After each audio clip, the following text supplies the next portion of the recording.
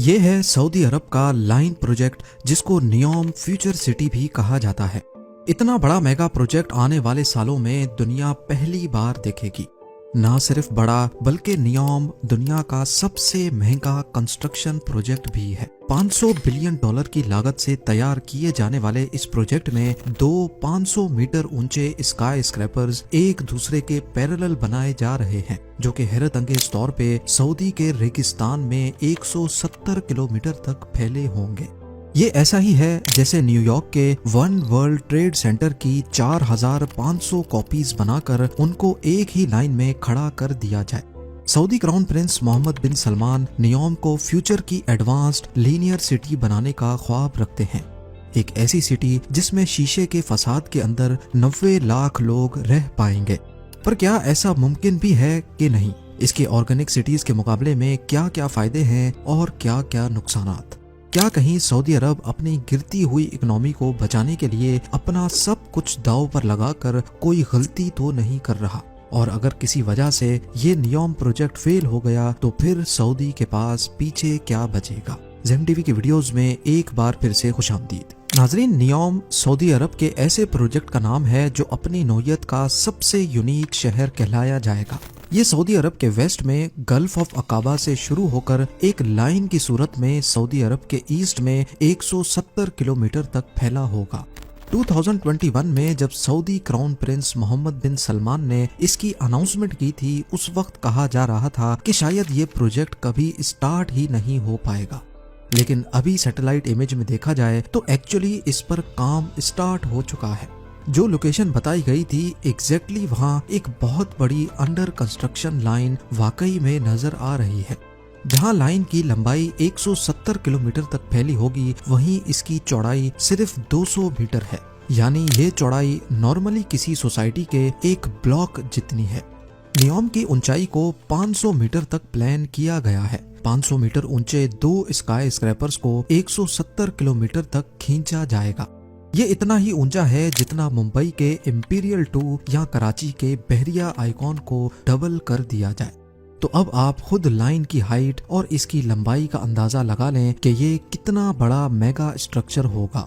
जैसे 830 मीटर ऊंचे बुर्ज खलीफा की डायरेक्शन आसमान की तरफ है, वहीं नियोम ऊंचा तरीन तो नहीं, लेकिन दुनिया का सबसे लंबा स्काई स्क्रैपर जरूर होगा। अगर ऐसा ही कोई प्रोजेक्ट न्यू दिल्ली में बनाया जाए तो उसकी लंबाई आगरा तक फैली होगी, या फिर कराची से स्टार्ट किया जाए तो ये प्रोजेक्ट हैदराबाद पर आकर खत्म होगा। सऊदी क्राउन प्रिंस के प्लान के मुताबिक इस पूरी लाइन सिटी में 90 लाख लोग रह पाएंगे। अगर इस पूरी लाइन सिटी का एरिया निकाला जाए तो हम इसकी लेंथ और विड्थ को मल्टीप्लाई करेंगे। 170 किलोमीटर की लेंथ और 200 मीटर या 0.2 किलोमीटर की विड्थ, तो ये बनता है सिर्फ और सिर्फ 34 स्क्वायर किलोमीटर्स। सिर्फ इस 34 स्क्वायर किलोमीटर में 90 लाख लोग रहेंगे। यानी एक स्क्वायर किलोमीटर में 2,64,705। इंडिया के 1 करोड़ 20 लाख आबादी वाले मुंबई का एरिया 603 स्क्वायर किलोमीटर है। यानी यहाँ एक स्क्वायर किलोमीटर में 19,900 लोग रहते हैं, जो कि नियोम की पॉपुलेशन डेंसिटी का सिर्फ 7.5% है। अगर दुनिया की सबसे बड़ी सिटी टोक्यो की एग्जाम्पल ली जाए तो यहाँ एक स्क्वायर किलोमीटर में 6,380 लोग रहते हैं, जो नियोम के मुकाबले में सिर्फ 2.4% है। अब ये बात तो साबित हो गई कि एरिया के हिसाब से नियोम बहुत ज्यादा ऑप्टिमाइज्ड प्रोजेक्ट है, जहाँ कम जमीन पर ही ऑर्गेनिक सिटीज के मुकाबले में काफी ज्यादा लोग रह पाएंगे। यानी जो काम 500 से 600 स्क्वायर किलोमीटर के शहर में होना था, वहीं ये काम सिर्फ और सिर्फ 34 स्क्वायर किलोमीटर में पूरा हो रहा है। इस बात में कोई शक नहीं है कि सऊदी प्रिंस की ये प्लानिंग बेशक बहुत पॉजिटिव है। जिस स्पीड से दुनिया की पॉपुलेशन बढ़ रही है, नियोम जैसी प्री प्लान्ड सिटीज ही फ्यूचर में बाजी ले पाएंगी, क्योंकि इसमें ऑर्गेनिक शहरों के मुकाबले में ज्यादा लोग बहुत कम रिसोर्सेज पर रह पाएंगे। इनको जल्दी भी बनाया जा सकता है और काफी ज्यादा सस्ता भी।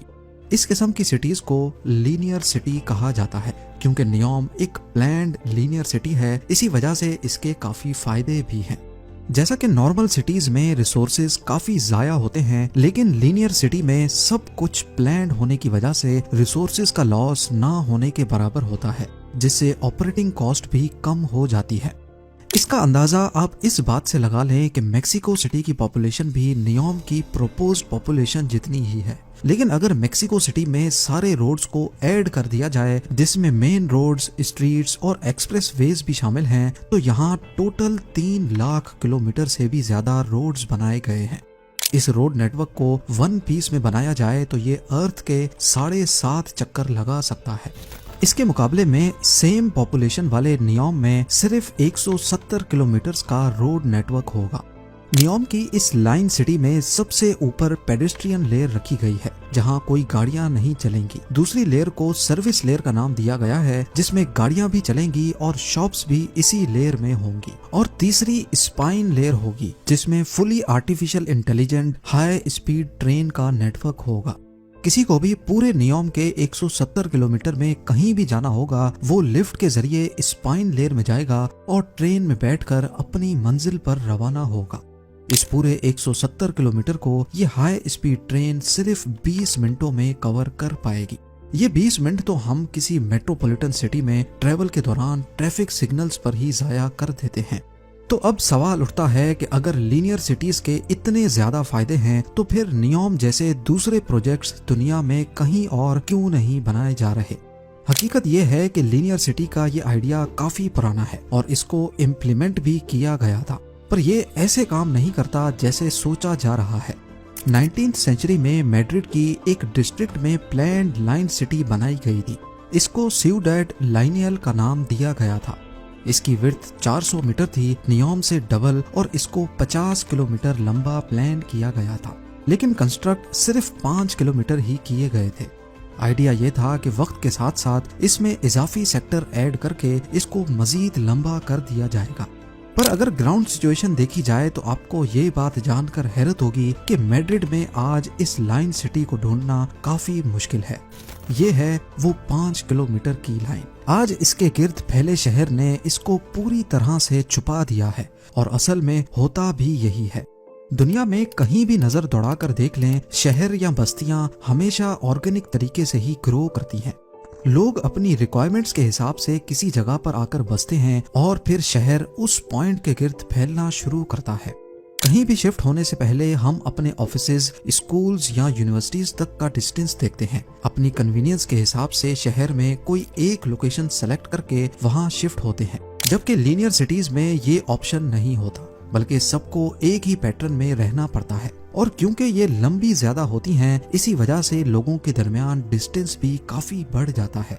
मैड्रिड की लाइन सिटी में भी कुछ ऐसा ही हुआ था। ये लोगों की रिक्वायरमेंट्स पर पूरा नहीं उतर सकी, जिसकी वजह से ये आगे तो नहीं बढ़ पाई बल्कि फैलना शुरू हो गई। लीनियर सिटीज के जितने भी फायदे हैं वो असल में गवर्नमेंट्स के लिए हैं। इनको ऑपरेट करना आसान होता है और इसमें खर्चा भी कम होता है, लेकिन इंसान इसके अंदर बाउंड होकर रह जाते हैं। और सबसे बढ़कर लाइन सिटी कितनी ही लंबी क्यों ना हो, लेकिन बाहर की दुनिया पे डिपेंडेंट ही रहती है। डेली लाइफ की रिक्वायरमेंट्स पूरी करने के लिए सामान बाहर से ही आता है और जाहिर है ये सारा सामान लाइन सिटी की एंट्री और एग्जिट पॉइंट से ही अंदर आता है। इस तरह इनके एंट्री और एग्जिट पॉइंट्स पर नई ऑर्गेनिक सिटीज बनना शुरू हो जाती हैं, जो फिर आहिस्ता आहिस्ता ओरिजिनल लाइन को डिस्टर्ब करना शुरू कर देती हैं।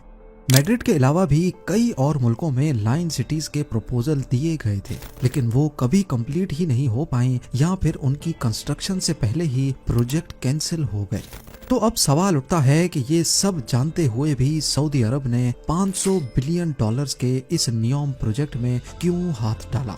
सऊदी अरब ने खुद को ऑयल की कमाई पे इतना यूज्ड टू कर लिया है कि अब उनके लिए मसले खड़े होना शुरू हो गए हैं।